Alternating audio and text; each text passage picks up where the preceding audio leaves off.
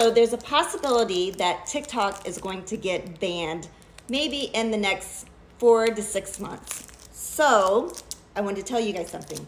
I'm now moving over to Instagram. So if you are following me here and you want to continue to follow me, make sure you go find me on Instagram. The next thing I want to tell you, make sure if you are posting content every day, you are saving those videos so you can repost them, but you got to take off the watermark. Now, if you're looking to do that on automation, I have an app in my Stan Store. It's called Repurpose.io. You can basically grab it.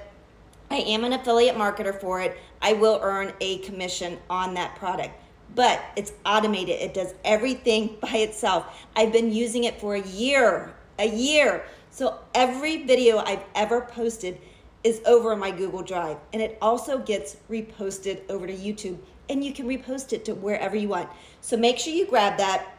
Make sure you go over to Instagram and you follow me. That's really, really important to do, guys. And I highly suggest to you that you pick another platform to start posting your videos so you don't lose everything. Prepare yourself. Maybe it won't ever get banned, but it's better to be safe than sorry.